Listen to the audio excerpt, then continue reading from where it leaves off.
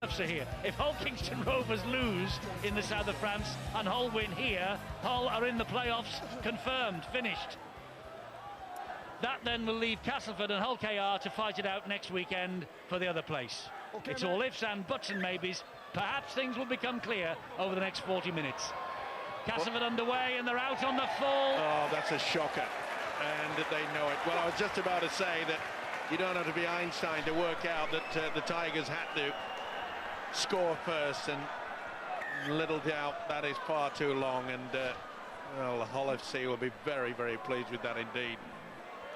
Terry Madison, of course, he'll be disappointed with that start, but also he'll be disappointed with the way that their defence capitulated, especially in the final 10 minutes of that first half. It was they virtually gifted the visitors 2 tries. Take nothing away from the skill factor, but the way that Briscoe and then Manu went over for a late try.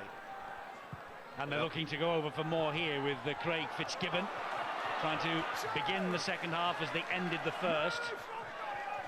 Fitzgibbon, I think, is injured in that tackle. Will he get to his feet to play the ball? He does, bravely. It's Houghton, short ball. It's O'Mealy again. He goes down on tackle number 3. The physio shoots on to attend to Craig Fitzgibbon, and that's why referee Steve Ganson will just call time off, because Fitzgibbon is injured. You need a stretcher, mate. Slow down, Craig. It's all right. You get your stretcher, mate. Oh yeah, the leg doubled back. While we're watching this, Hull Kingston Rovers have had a try handed upstairs to the video referee in France. I don't want him playing the ball with the trainer on the. I hope you're enjoying this. I don't know how people who are listening in Hull are coping. The Hull KR fans and the Hull supporters here. It's nerve-jangling times, and this isn't good for Fitzgibbon, Hull, or Richard Agar.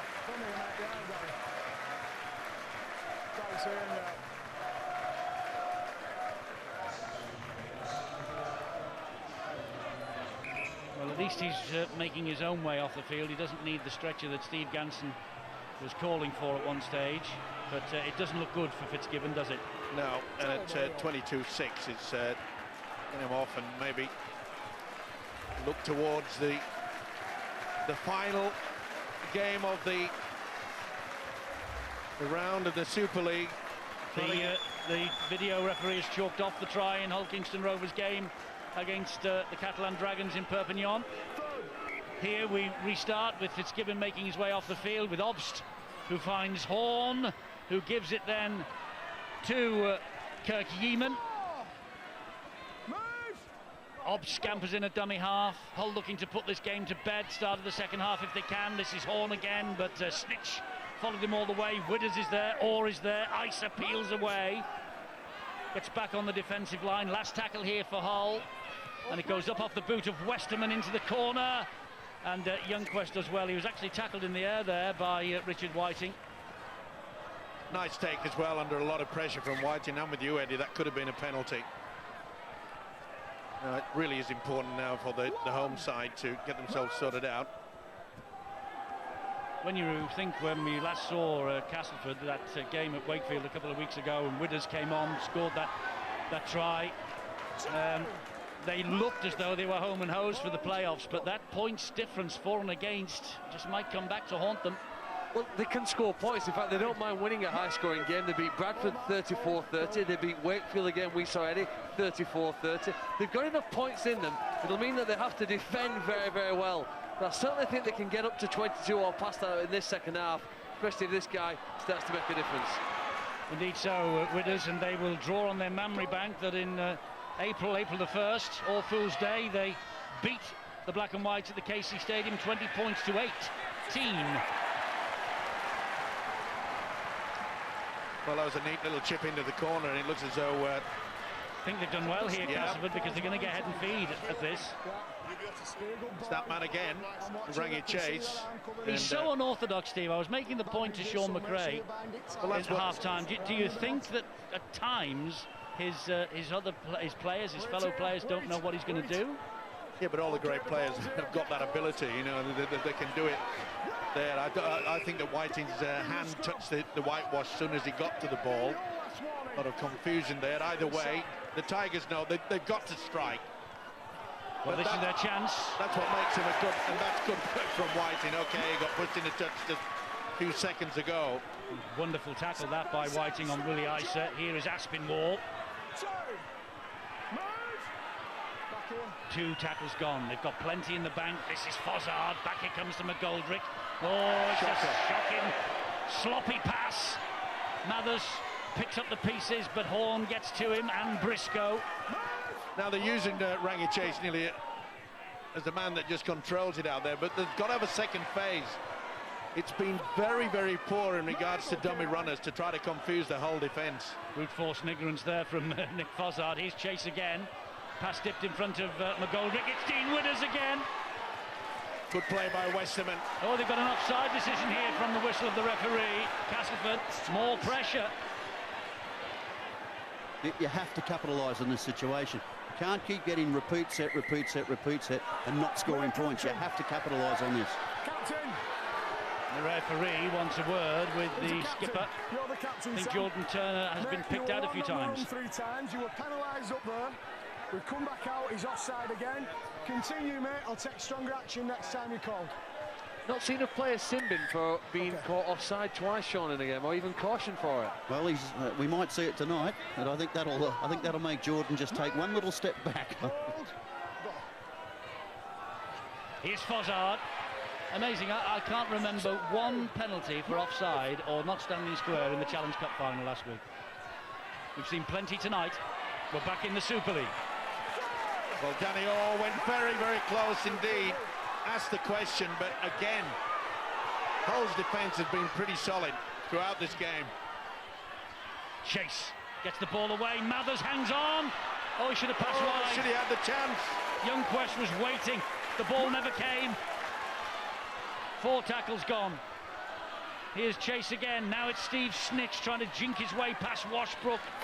Oh, they'll be ruining the chances that they've frittered away. Chase hoists the kick wide, looking for Arundel, looking for Owen. Only finds Briscoe. All that pressure, and no reward for the Tigers. And how cool was Tom Briscoe to take that ball? That was absolutely superb. Under a lot of pressure. He's jumped from the field of play. Yeah.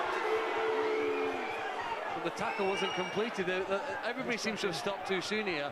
Castleford needed to try and tackle Tom Briscoe in the in-goal area. They release him for fear of being penalised, I think. He can only give a goal line dropout, Sean. Goal line dropout.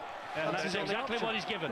Yeah, and that's why they're taking it back. And that's good that the officials are working together. But Tom Briscoe wasn't really tackled in goal, Steve-O. No, but I think the referee said something or other, and Arundel just let him go.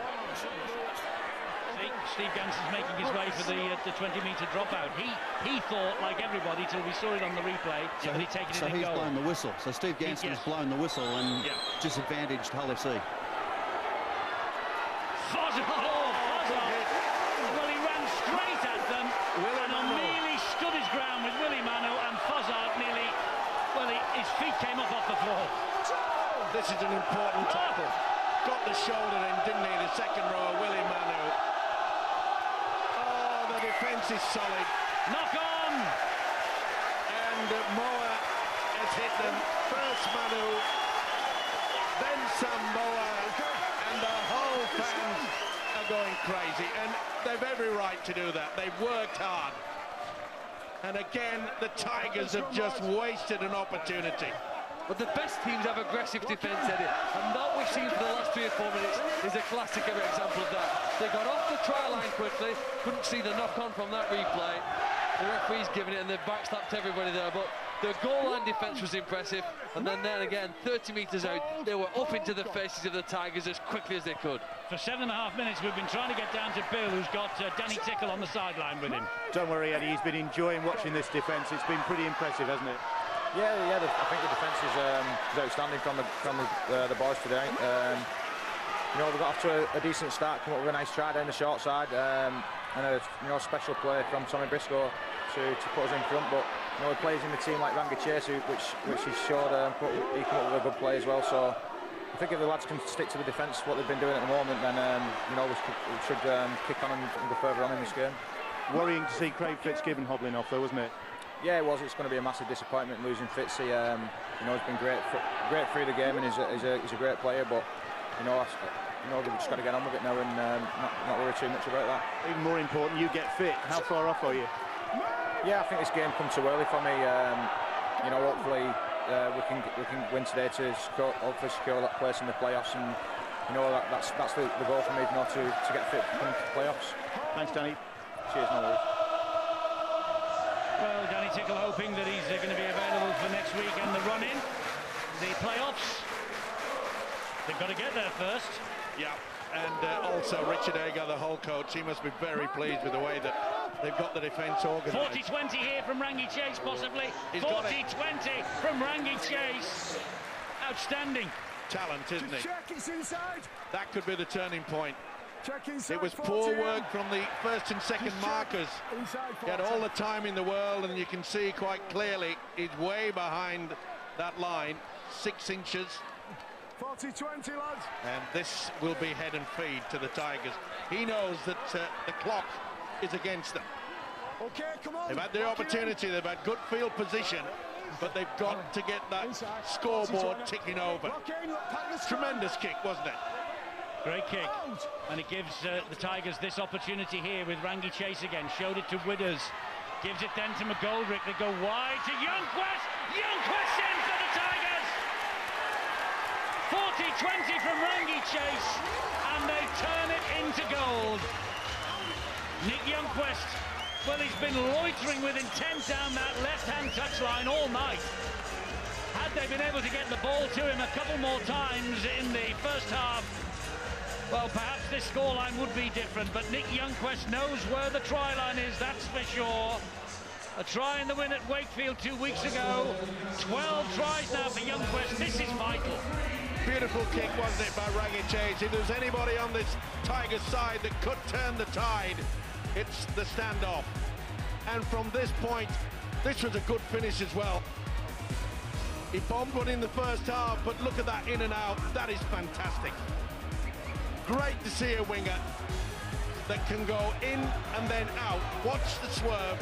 Whoa, great footwork. Tremendous stuff. Well, the Tigers have got to convert their 4 into 6 as we're getting to see another angle here of Rangi Chase, how dangerous he is. A wonderful world-class finish by Youngquist in and away. But the pressure now mounts on the man, has to convert the 4 into 6. Danny Orr. Now, the main kicker for the Tigers this season, Kirk Dixon, he's not playing. 107 goals from him this season, just 8 from Danny Orr. Can he make it? Number 9. Well, he's 1 from 1, as you see, but this is tight to the touchline on the far side. He's kicked many, many great goals in his time as Danny Orr, and he has just kicked another. That's a sensational kick. It's 10 points now, the difference. It's not over yet. Maybe the white flags were going up on the terraces at half-time, but not out on the field. Youngquist's try, created by Chase, Orr with the conversion. Where's your money line now, fellas?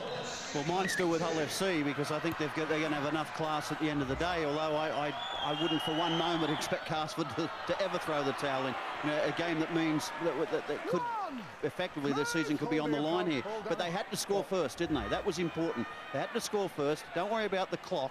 Just go about your business. We talk about Rangi Chase, and sometimes things don't happen for him. That 40-20, and then that little scoot across the line, and the pass to Ryan McGoldrick, who tipped it on to Nick Youngquist. That's also a special bit of class from Rangi Chase. They will also remember here that they came back from, we think it was 22-4 down against Wigan to get a 22-all draw earlier this season. So as Phil Clark rightly said during the course of this match, they have got points in them, the Tigers. Yeah, and I think on that particular day, I think Richard Mathers had a nightmare in the first half, and then he became the hero. He scored a try late on that got them that draw. And that is a good chase. Now the Vim and Vigan, but he got too high. Well, lack of concentration. And I think you'll see that Aspinwall's gone right over the top. Just not what the doctor ordered. And you can see the arm right into the face of Phelps. Well, that's the view that Steve Ganson had of it. He was behind the play. Let's get some news of Craig Fitzgibbon. Eddie, when Craig Fitzgibbon came off the field, he really did look in distress. In fact, at one point, it looked as though he was going to have to come off on a stretcher. And one or two people recalling he's had Achilles problems and wondering whether that might have struck again. But the word from the Hull FC camp is that he's in the dressing room, he's having treatment. It could be an impact injury, and they could possibly get him back out on the pitch. Oh, that's incredible. The way that he went off. Looked like his season was almost over, but... he's a tough hombre, isn't he? Fitzgibbon. They don't come harder than him, I'll tell you. You know, Eddie, it's very hard to guess somebody's body weight, but Sam Moore seems to be lighter and leaner for me, and he's playing better as a result. Oh, and Phelps has put that down under pressure, and here comes McGoldrick on the charge, on the riposte. He needs a quick play the ball here. You can see Phelps loses control, looking for the offload. And Richard Agar will be furious at that, because it's been a long time since Hull have been camped down in the Tigers' danger zone, and really they should have just stayed down there, applied the pressure. They're panicking. Hull nerves are jangling. Catalan Dragons have scored in Perpignan. Kick to come. Oh, went without it. He went without it. It's a knock on. It wasn't the best play of the ball either, was it, from Hudson? You're saying there was some interference in the ruck there. And Moa certainly pushed Ryan Hudson down, or appeared to. Yeah, but I don't think Ryan Hudson actually regained his feet before he played that ball. He does that a bit, doesn't he? Tries to get on with it. He tries to get a quick play of the ball. Doesn't quite get to a vertical position. Look at that, 26-30 in Perpignan. Kick to come there. I can't cope with this. If this is the start of the playoffs...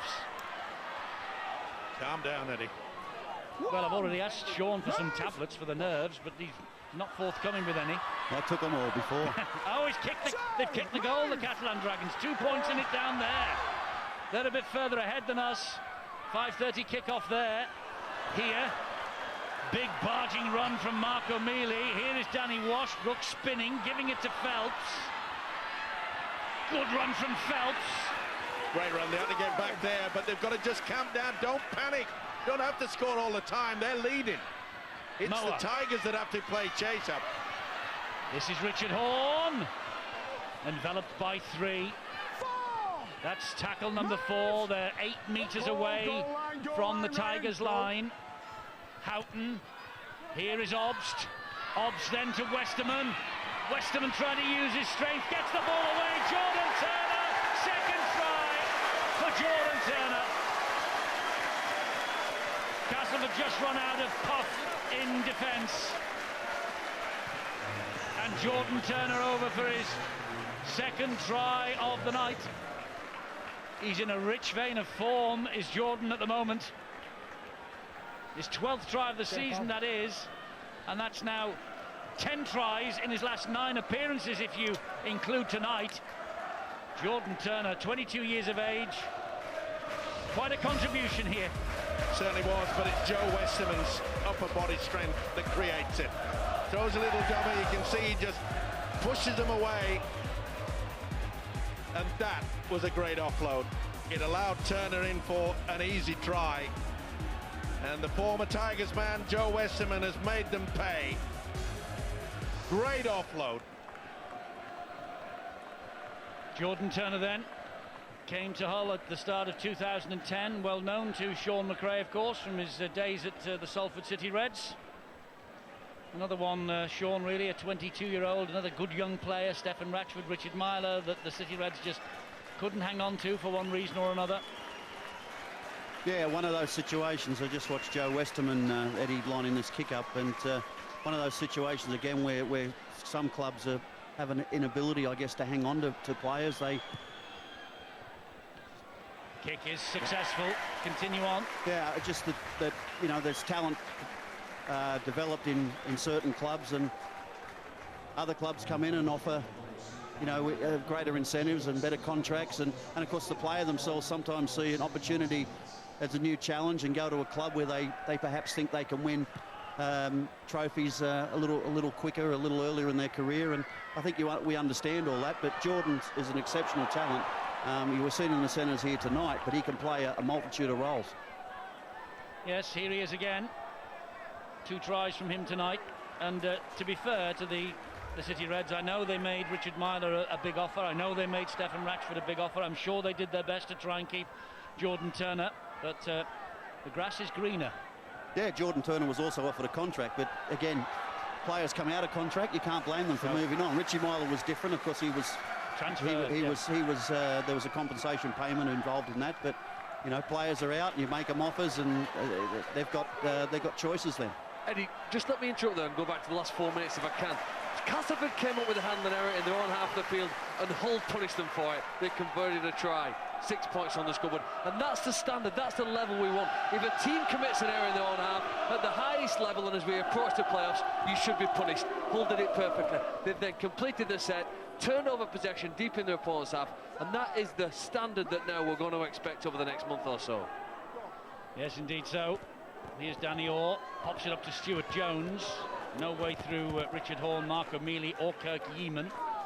Well, it's getting into the final quarter time now, and the Tigers know they've got to test their arm. They can't just keep doing 5 drives, kick and chase. Maybe another 40-20 by Rangi Chase, but again, that's good defence. Magnificent defence from Richard Whiting tonight at the umpteenth big hit he's put in. Kick from Rangi Chase is a little deep, to say the least. It's easy for Cameron Phelps. Gets the ball away. No way forward for Briscoe. And that's a problem when you kick a high ball and it's far too deep. No chance of your fellow players to apply the pressure and force the error. But I've been impressed also, but not only just by the defence from the Hull Football Club, but their ability to be able to drag the ball back and get over the advantage line and then get into the opposition half. They've been able to control it.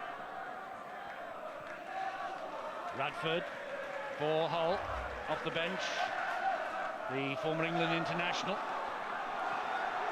O'Mealy to Obst, held on to that, well developed, little Sam Obst. Important tackle it was, that should be a penalty against Isa. Not given.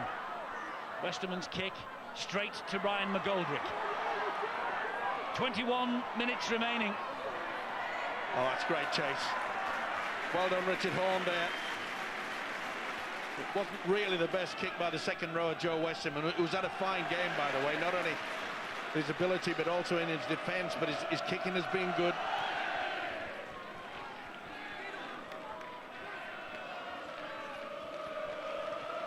Hudson gets the ball away to Ben Davis. Now Cameron Phelps, the full back, is really, really deep. Tom Briscoe's gone deep as well. Maybe the little chip over the top is an option. Withers is halfway through and he's offloaded, but they've lost it. Well, they've got to try something special.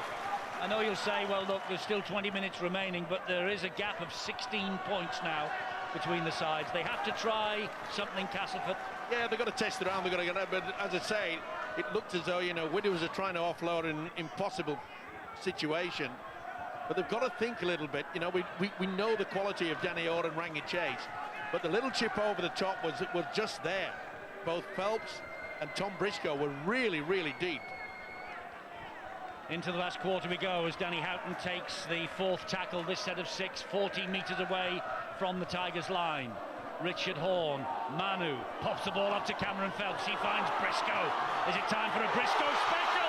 Is it time for Briscoe special? No.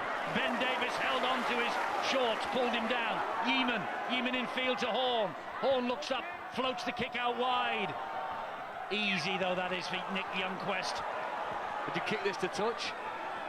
No, they want to get on with it. And Youngquest has backed himself. Down to Bill. Eddie, there's no comeback this evening for Craig Fitzgibbon after treatment and inspection of the injury. He's back out on the bench and changed there, as you can see. Now, they're being very coy about the extent of the injury to Fitzgibbon, and what they don't want is a repeat of the Achilles problem that has caused him problems before, and keeping the fingers crossed, but they're going to have to review the injury and we'll know more in the next few days. Yeah, he'll probably go for a scan on that, won't he? And let's hope for Hull's season and for Craig Fitzgibbon that this isn't the end of the road prematurely. Ooh, that's great defence from Kirk Yeeman. It forced them back. This is a Rundle. Last tackle here for Castleford. Little down on my mind is that Richard Agar, that the whole coach will realise that this defence today has been superb. And I'm with Phil when he mentioned that the fact that, you know, if Hull can keep this and continue on improving, they could shock quite a few in the playoffs. That's if they make it. It looks as though they will. Well, Sean said earlier that you need a player with the X factor in it if you want to win the playoffs. Tom Briscoe, Eddie, certainly has that. He scored some of the best individual tries. I say that, and I think he's just dropped that ball and played it incorrectly. But he can turn a match as he play it, kicks it forward. I think that really should have been a penalty to Castleford. There's Danny Houghton scampering in at dummy half. This is the Tigers' last home game of 2011. 7 wins and a draw and 4 defeats. Wakefield, Leeds, Warrington and St Helens have won here. So Hull FC, if they hang on for the win, and this might come up for them here, because Houghton going in, and this could be game, set and match for the Black and Whites. They'll join some good company. The ball was played at, the kick through, and Danny Houghton gets the latest try on this his 53rd consecutive appearance. Only Tony Clubb at Harlequins and Matty Smith with Salford have made more consecutive appearances than this young man in the colours of their respective clubs. And fully deserved. He's worked hard throughout this game as Danny Houghton, the hooker. It ricocheted away off Rangi Chase. Sam Ops is the man that pops the ball up, as all hookers should do. When the ball's going out wide, you come down the middle. Keep your eye on him. Danny Houghton, Ops. He was the man with the kick and receives it. Great positional work there by Houghton. Good stuff. There's a bit of a schmozzle going on the far side as Houghton touched that ball down behind the posts. I think it was Ryan McGoldrick, a late challenge on Sam Ops, that he made that final pass for the try. We might get another view of that. I think it was almost an acceptance that this game's over. Rangi Chase's body language wasn't good when the kick went through. He didn't turn and chase that hard. And Ryan McGoldrick, well, resigned to defeat in another game. So it'll all go down to the final weekend for Castleford. Of course, they're all holding their breath and wondering what's happening in Perpignan to Hull Kingston Rovers. Here's Westerman, bang in front, doesn't miss those. 34-12. I think that's the game now beyond the Castleford Tigers. Well, this is the incident, and you can see there he's gone for Obst and certainly made contact. And that is a bad one. That is a shocker. And we'll hear, I'm sure, something about that. Not the best effort. And the official, rightly so, Steve Ganson, is obviously out communication. And this is a bad one. That is a shocker. Okay. If the official had seen it straight on, he's put it on report, which is not surprising, but if he had seen it clearly, obviously Ganson didn't, that was a red card. Just to make it clear, Eddie, even if he hadn't put it on report, that he could still have found himself in trouble, couldn't he, with the disciplinary committee. Another kick straight out on the full. Yeah, they went for the short kick-off. Richard Owen had to do that because the game is running away from Castleford now. He had to go for this short kick-off, but he just got it slightly wrong. Yeah, far too long. That's the second that we've seen in this second half. They know that they've been beaten by a better side. And Hull have been very, very impressive. We keep mentioning the fact that their defence has been good. Well, Castleford have scored 2 tries, but most of the time the combination and the way that Hull just work together, they go up as a unit. And there's more to come, I feel. They're looking very tired of the Tigers now. Here's Obst for Hull, finds Richard Horn, and Willie Manu. Manu's second try. Hull are going to win here. Hull Kingston Rovers, we all want to know what's happening to them in Perpignan. We'll be across that in a second. But Hull have certainly won here. They have done their playoff hopes the power of good. Impressive last few weeks of the season for the Black and Whites. 98 points, 17 tries in the last two in Super League against Catalan and the Crusaders, and a big win here tonight. And great combination between the two halfbacks, Richard Horne and Sam Obst. They've been instrumental throughout this game of making sure that they've given the Black and Whites the opportunity, and Manu just sailed through. It's a depleted side now, Castleford. They look extremely tired. It was virtually a walkthrough for Manu in the end. Well, have they laid the gauntlet down? Have they said to all the others, we're not out of this yet? And as I mentioned before, there's the final score from the Catalan Dragons Hull KR match, and the Dragons in a hole. Hull Kingston Rovers, they march on. So at the moment, and the way it will stand at the end of this match, Castleford will be out of the top 8. Westerman adds the extras, 40 points to 12 here. Much more comfortable than it is in the south of France for the rivals in red and white. The Black and Whites, well, this is a very impressive win for them against one of their big rivals for a place in the 8. It's often said, Eddie, in all sports, and Richard Agar will be very, very pleased with the performance, but it's not how you start, it's how you finish. And the confidence has been building. It's been an up and down season for the Hull players, and of course Richard Agar, a lot of pressure on midway through the season, but they are getting it right, and they've done it again. Oh, another one. That's an unwanted hat-trick from Richard Owen.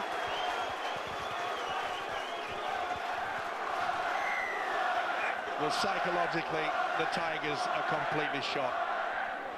Hull aren't. This is the 7th win from the last, rather, Hull Kingston Rovers aren't completely shot. It's Hull Kingston Rovers' 7th win in 8 to get into playoff contention. The Rovers have come from absolutely nowhere. And, well, it's still between Castleford, Hull and Hull KR for 7 and 8 in the playoff of 2011, and it'll all now go down to the final weekend.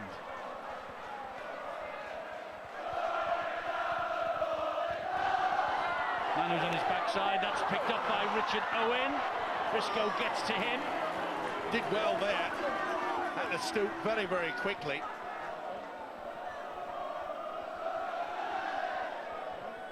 Well, good, hard, solid work from the whole side tonight. This is a time in the game now where Castleford they really would like this 11 minutes to flow very quickly, but they've got to finish strongly. I think that's important for them, to have some confidence going into next week's game, which obviously becomes now a do-or-die match for them. They've got to finish strong, so they need to make sure they can put some points on the board, at least get some sets, worry Hull FC, now, and probably defend better than they have in the last 10 or 15 minutes. And Sean, they'll probably rue the fact that in that first half they had several opportunities. Yeah, the game changes on that, Steve-O. You know, people look at the scoreline and say this has been a comfortable win. It's been a good win for Hull FC. They've played particularly well, but the scoreline could have been different, certainly in the first half. But second half, kicking out in the full 3 times, that doesn't mean you have to be scored against, but it puts your team under enormous pressure. Here goes Briscoe. He's taking on the goal. He fancies his chances. He's going to get there.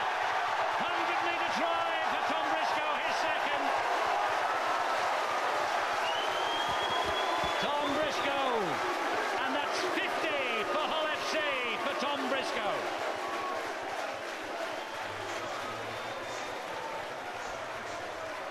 Outstanding performance from Hull FC.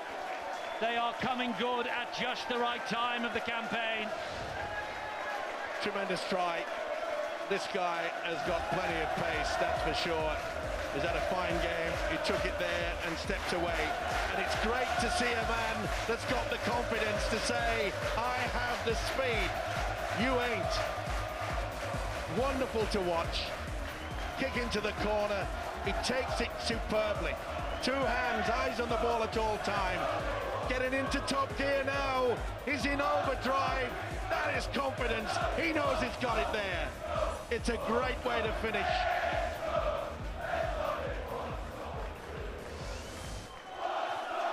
Well, they're singing there's only one Tommy Briscoe. He hasn't scored in the last 5 matches. He's got 2 today to take him past 50 for the Black and Whites. And Westerman, he's kicked 6 from 7. They won 34-26 here last year. They lost in 2009 18 points to 40 against Castleford as Cass secured 7th place in the table. Tonight their big win here means that Castleford Tigers are out of the 8 as we approach the last weekend, and Westerman trusty with the boot. 46 points to 12. And as it stands right now, Hull FC are up to 7th. You know, if you look at that and results go for Hull FC ahead of them with Leeds and the Catalan Dragons, they could finish 5th. Hull Kingston Rovers and Castleford and Hull, it's still between them, but Hull have got to beat Warrington. Hull KR have got to beat Castleford next week. Well, Hull, and it's Hull are all automatically in, Eddie, aren't they? Because only Hull Kingston Rovers or Castleford can win that game.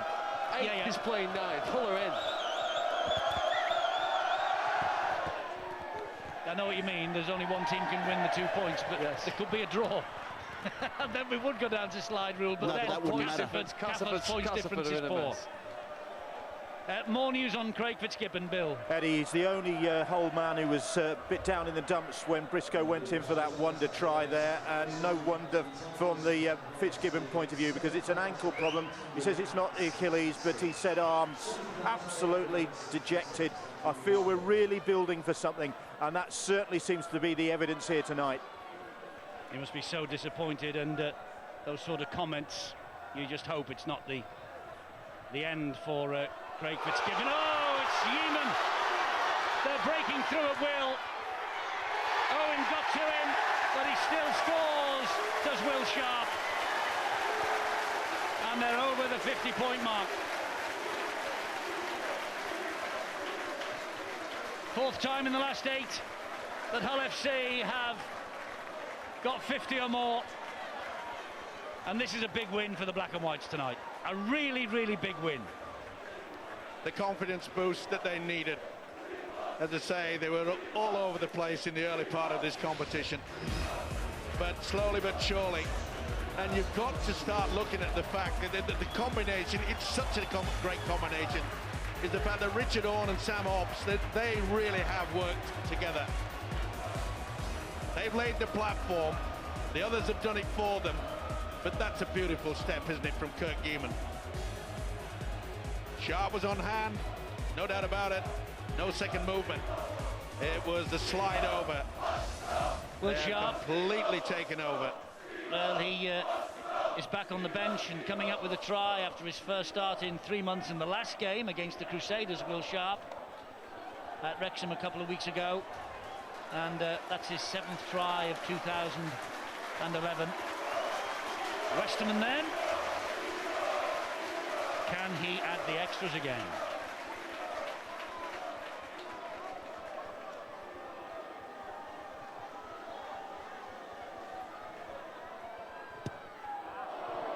No, he's just sliced out the wrong side of the posts. When you think about what's coming next week now for both these sides, Hull have got to play Warrington and Castleford have got to go to Hull Kingston Rovers and win to make it to the playoffs. What a contrast in styles, Phil. Hull KR, buoyant, 2 great wins. Castleford, a defeat here tonight and a bad defeat. Look at the scoreline. Very, very hard to regather your troops. I see Rangi Chase has gone off, left the field here now. They really have a tough job to rebuild. You've got to go back 5 matches to the last time they played well. That was when they beat Huddersfield here in the Cup.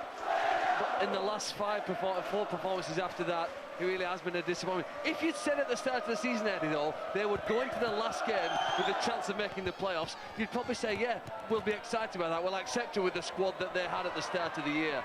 But it will be difficult with all the momentum against them at present. Players like Jake Emmett not being available, it's made a big difference. Kirk Dixon, the leading point scorer for the side. Without them, the challenge is a massively uphill one. They might have some of the absentees back for next week. There are 1 or 2 that have gone for the season. Here's Jordan Turner. There are 4.5 minutes remaining. It's been a good team effort, though, hasn't it, from the visitors this evening? And they are just enjoying it now. They really are. They know they're well beaten, the Tigers, and they're struggling to get back. It's been a very tough second half for them. You see some of them moving forwards, others hanging back. They're just fatigue is setting in, and they're looking for more and more points. You can tell that. Horn hoists the kick high again. There's a great chase on here. Well claimed. Well claimed by Richard Mathers.